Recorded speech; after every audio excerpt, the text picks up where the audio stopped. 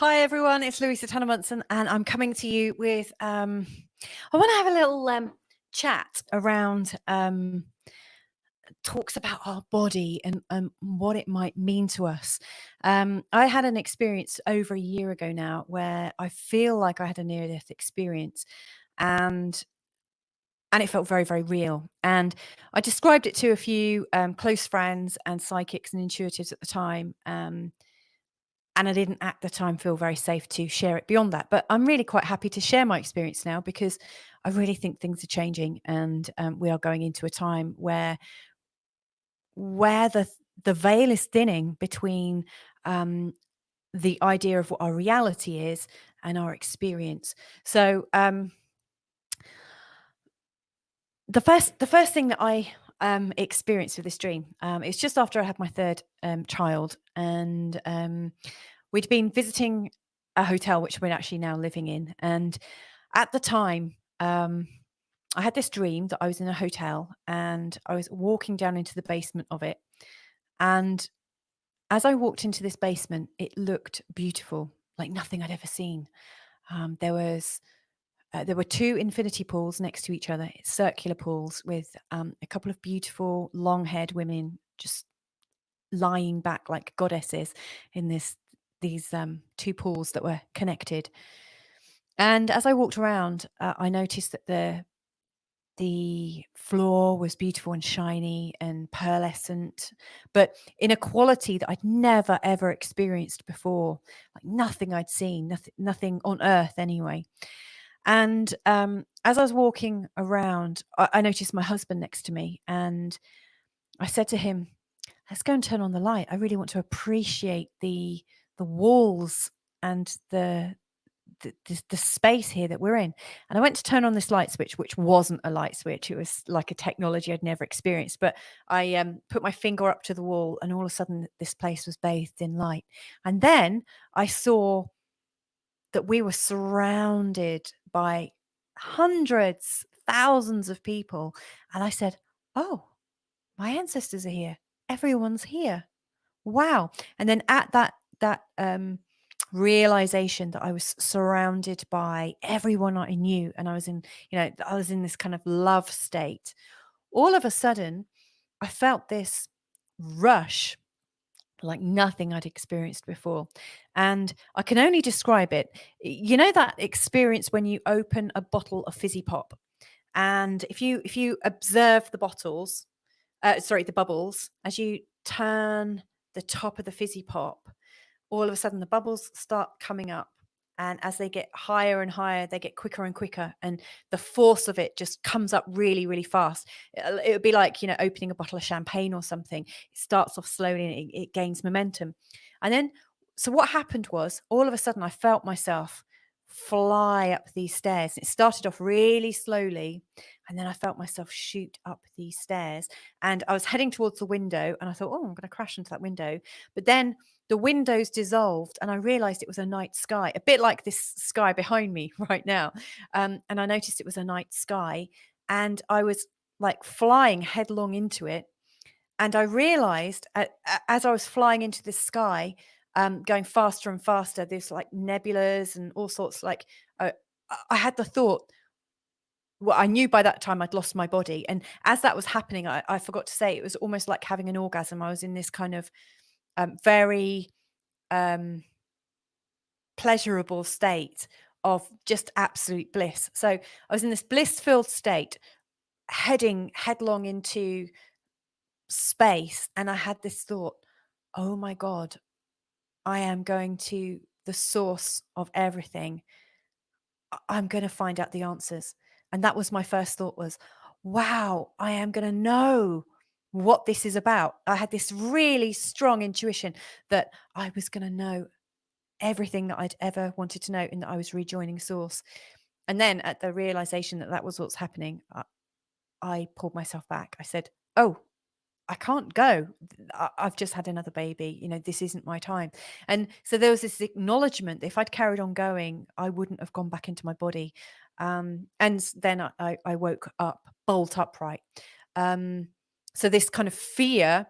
I mean, I would have, if I hadn't have had um, dependence and a loving husband and, really enjoying my life so much right now, I would have just carried on going. I wouldn't have fought it. I'd have just said, wow, this is great.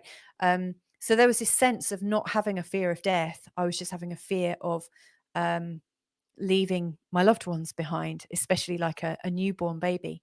And so I came back and I like burst into tears. This was a very, very real experience. I really feel like I would have just left my body at that time.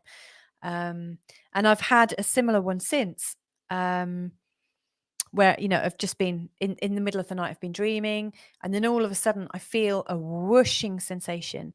And the last time I had it, I felt like I went through some kind of wormhole, like I was being pulled and sucked through something. And then I was in a different reality. I don't remember what happened, but I just remember thinking, oh, I've been pulled somewhere. Now, I sometimes also, and I'm wondering how many people out there also have dreams where they sometimes realize that their dreams are hacked. Now, this is a little bit more controversial.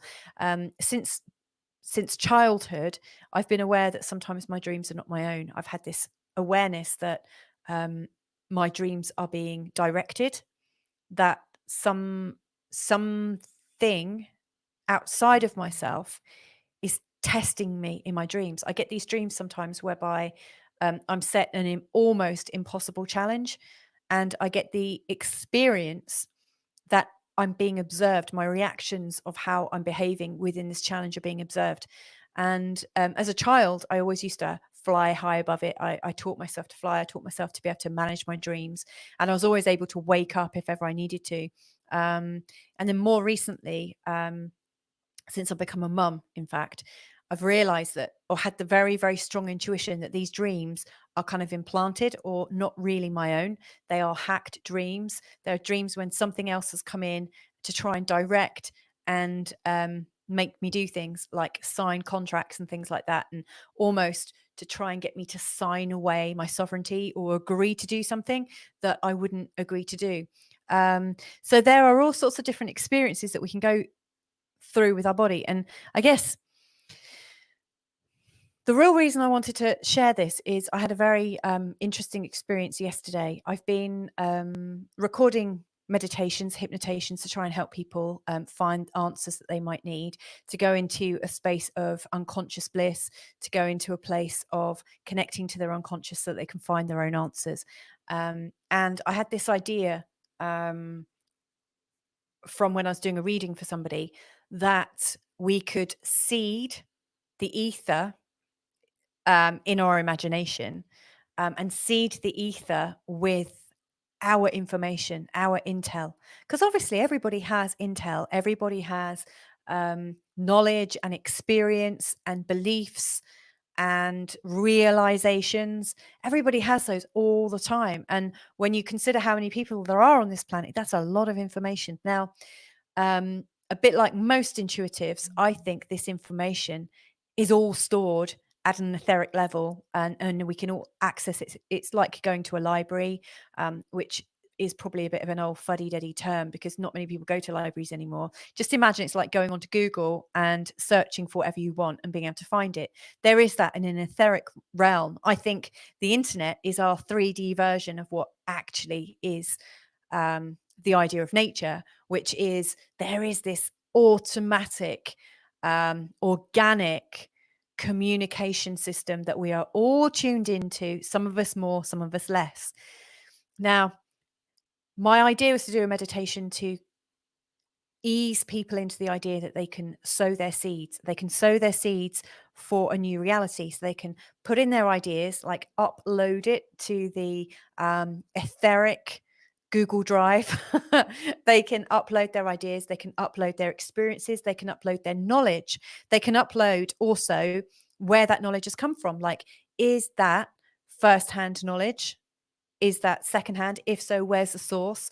And they can put this knowledge there into, like, seed it into the ether with the understanding that if somebody else around the world wants that knowledge and they're going to do only something positive or even better, good with it, then they can access it. This is the idea of having a safe record that you can access at any time. So I've had this reality, this idea building up inside me that it was a possibility. Now, I thought I was going to have to go into a meditation space and kind of create it in my mind before I could visualize it and imagine uploading things. Well, imagine my surprise last night when I made the decision that I was going to go there. And in my head, I was starting to kind of create the idea. And actually, what happened was it was like it exploded on me. This idea that I had um, met me, and I don't know how to explain it other than like with my near death experience, with my out of body dreams, with my hacked dreams. It was like I didn't have to imagine it. That reality is already there, and the moment I thought about, oh, I must upload this, I must give this a go. Um, it was like this door just opened and I was sucked into a room, and I had my own visual representation of what it looked like, and it was full of people. There's lots of people already using this space, by the way. Lots of intuitives, whether they're consciously doing it or not. There are lots of people using this collective space. It's like a space outside of our time reality that we're living in right now. And there were some people that I know, and there were lots of other people that I don't know, and I don't need to know necessarily, but it was busy. There were people there, there was life, and there was this feeling of joy, and there was this feeling of collective sharing, and a really strong feeling of purpose. I know that this felt very, very real to me, like my near-death experience, like those hacked dreams that I speak of. And I know I'm not alone in this. I've spoken about this with loads of other people.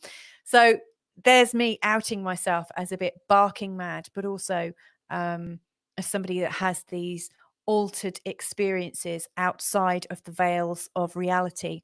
And yeah, so I guess what I want to share with you is that that possibility is getting stronger. The fact that I was just able to enter into it without consciously having to conjure it up in my mind's eye is showing me um,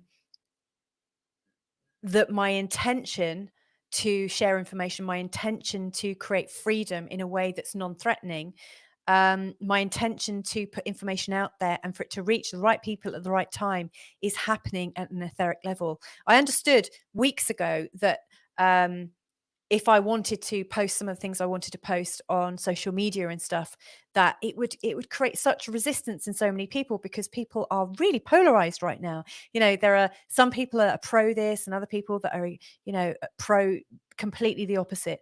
And it's a bit like a tussle at the moment. And I wanted to take the fight. Not that I really want to see it as a fight, but I wanted to take my contribution outside of this reality into a reality that people can connect into when they're ready. So if I've got some information to share with somebody, when they're ready to hear it, it's like you can program this drive to just kind of drop in the little nuggets, like drop in the clues so that they can find it. This is a quantum universe. This is a connected consciousness that we are part of. And the reality of it and the knowledge of it and the experience of it is getting stronger for me all the time. If you're an intuitive and you're listening to this, and you've got your own experiences, please share them. Contact me. I'll happily interview you. I'd love to talk about this more. I would really like for more people to recognize that this is a possibility, and that if you're feeling those moments of despair, like, oh, crikey, what's going on with this, this pandemic phenomena, how can we do anything against it? Well, I think you've got to, we have to live by example in the 3D, and then we also have to sow the seeds of the example outside of this reality. It's all connected. It's all going in the right direction. Anyway, if that hasn't blown your mind, and if I haven't lost you, and if you like the cut of my jib and want to hear more from me, then please just do subscribe, hit the notification bell, or even leave me a comment. I'd love that. I will respond if you leave me a comment, even if it's rude. I'll respond. Anyway, take care. Bye for now. And I hope you're well wherever you are.